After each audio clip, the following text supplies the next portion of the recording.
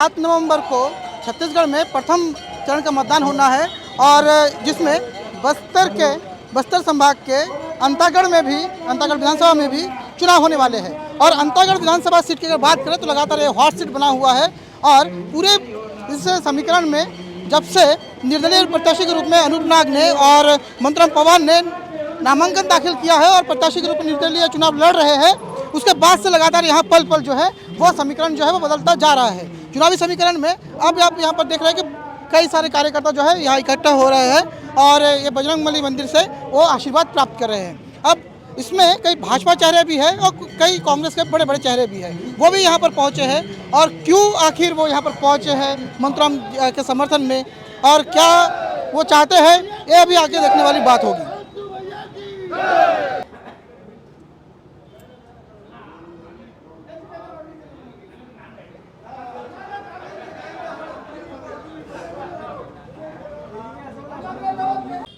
मंडल अध्यक्ष भी था, भारतीय जनता पार्टी के मंडल के महामंत्री भी थे और मेरा श्रीमती जी कांकेर जिला पंचायत उपाध्यक्ष भी थे। क्या कारण है कि आज मंतु समर्थक दल में आप? नहीं, मंतु समर्थक दल में अभी तक तो मैं नहीं गया हूं, लेकिन मैं आज 12 बजे के आसपास हमारे भारतीय जनता पार्टी के जिला अध्यक्ष को व्हाट्सएप के माध्यम से मैं मैसेज ये दे दिया हूं कि हम भारतीय जनता पार्टी की प्राथमिक सदस्यता से इस्तीफा दे रहा हूं और कृपया व्हाट्सएप के माध्यम से मेरे सदस्यता मतलब इस्तीफे का आप स्वीकार करें। क्या कारण है कि आप इस्तीफा दे रहे हैं? कारण ये है कि भारतीय जनता पार्टी के द्वारा खास करके पखांजूर क्षेत्र में पिछले समय पखांजूर क्षेत्र के लोग नमोशूद्र जाति का आंदोलन किया था और उस आंदोलन का कोई परिणाम नहीं निकला। उस आंदोलन को कोई परिणाम नहीं निकला। असीम राय के द्वारा उस समय भारतीय जनता पार्टी के केंद्र में भी सरकार था, प्रदेश में भी सरकार था। उस समय सबने ये कहा था कि हम नमोशूद्र जाति का आंदोलन दिलाएंगे, पखांजूर को जिला बनवाएंगे, हर स्कूल में बंगला टीचर की मान्यता की मांग किया था और ज़मीन खरीदी बिक्री का भी मांग पूरा हो, ये सब बहुत सारे मांग किया था, जिसमें एक जिला पखांजूर को जिला बनाने का मांग भी था। और उस समय तो कोई मांग पूरा नहीं हुआ, सब आश्वासन देके कैसा आंदोलन खत्म हुआ किसी को पता नहीं चला, जिला का मांग पूरा नहीं हुआ। लेकिन कुछ दिन पहले ये देखा गया कि वर्तमान में भारतीय जनता पार्टी की जो प्रत्याशी है विक्रमदेव उसेंडी जी, उन्होंने अंतागढ़ को जिला बनाने का समर्थन भी किया, रैली भी किया। तो इसमें हम लोग परुलकोट के जनता बहुत दुखी है और हम भारतीय जनता पार्टी के कार्यकर्ता थे, हमको गाँव में जाने के लिए बहुत शर्म हो रहा है, क्योंकि असीम राय ने पखांजूर को जिला बनाने का मांग रखा था। पारुलकोट से 50,000 लोग इकट्ठा हुआ था, पखांजूर के मैदान में भी आंदोलन किया, अनिश्चितकालीन आंदोलन भूख हड़ताल भी रहा, रायपुर में भी आंदोलन किया, दिल्ली में भी गया। तो ये एक आदमी पखांजूर को जिला बनाने का मांग करता है, एक आदमी अंतागढ़ जिला बनाने का मांग करता है, और उसी असीम राय को भारतीय जनता पार्टी और वर्तमान के जो भारतीय जनता पार्टी के प्रत्याशी है उन्होंने चुनाव संचालक बनाया भारतीय जनता पार्टी का। मतलब ये पारुलकोट की जनता को बेवकूफ़ बनाने का काम किया है। वो ऐसा पारुलकोट की जनता और नमोशूद्र जाति के लोग, पारुलकोट के नमोशूद्र जाति के लोग ये कभी मानने को तैयार नहीं। असीम राय का नेतृत्व में पूरे पारुलकोट के जनता तन मन धन देकर उनका समर्थन किया था, लेकिन वो ये इस जो आंदोलन कब समाप्त कर दिया और उसके पारुलकोट के जनता को जानकारी भी नहीं दिया। इसलिए समर्थन कर रहे हैं आप लोग और क्या चाहते हैं?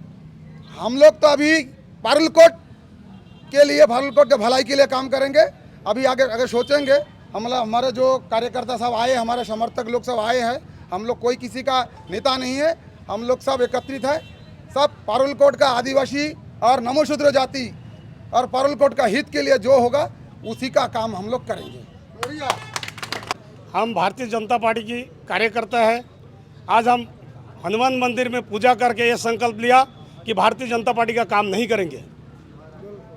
इसलिए नहीं करेंगे क्योंकि पिछले समय हमारी, आप सारे पारुलकोट के जनता जानते हो कि इस बंगो समाज को लेके जो आंदोलन छेड़े थे, उसमें रेस्ट हाउस में असीम राय के साथ 2-4 लोग जाने के बाद क्या घुलमुल किया पता नहीं। उसके बाद सारे बंगो समाज के लोगों को लेके रायपुर गए थे। रायपुर जाने के बाद यही असीम राय क्या बोले थे दो चार लोग ले गए, रमन सरकार मुख्यमंत्री था, रमन सरकार के पास गया।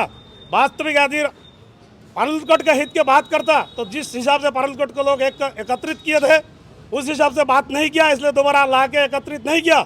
मेरे को लगता है असीम राय ने वहाँ जाकर रमन सरकार को दिखाया, इस पारुलकोट को जितना बंगबंधु है, आदिवासी भाई है, ये सारे लोग हम हेड ऑफ द डिपार्टमेंट हूँ। मैं अगर बोलूँगा कांग्रेस में वोट दो तो ये लोग देगा कांग्रेस में, और बोलूँगा बीजेपी में दो तो बीजेपी वोट दो। यही बात असीम राय बोला है। और मैं विक्रम भैया की भी बात बोलता हूँ।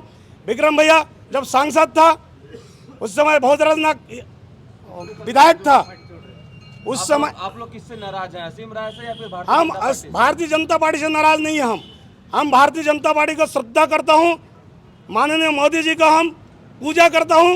लोकसभा में हम पार्टी देखेंगे, विधानसभा में हम पार्टी नहीं देखेंगे, केवल क्षेत्र का मंत्रुम पावर को देखेंगे। क्योंकि इसलिए मंत्रुम पावर को देखेंगे क्योंकि ये जितना भी नेता है विक्रम भैया को बहुत देखा हूँ, क्योंकि हम उनको विधायक से संसद तक बना दिया, वन मंत्री तक बना दिया।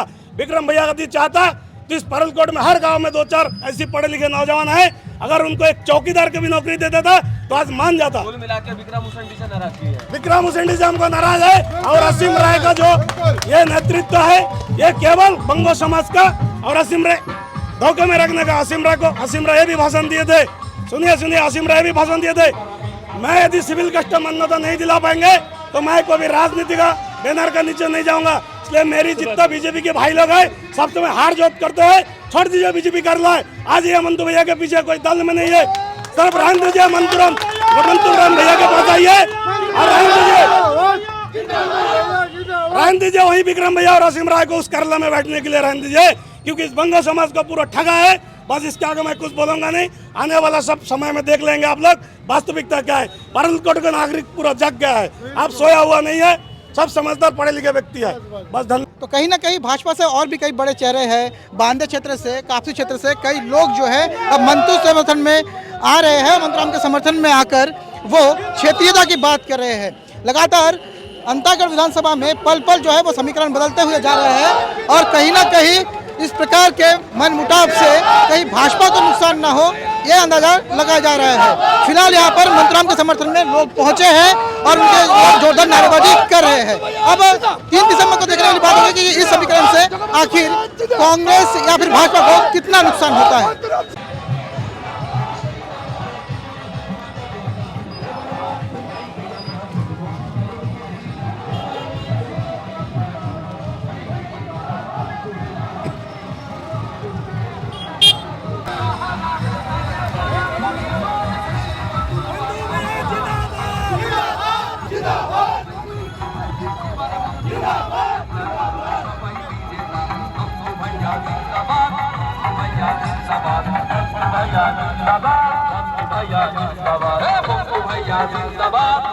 भैया जिंदाबाद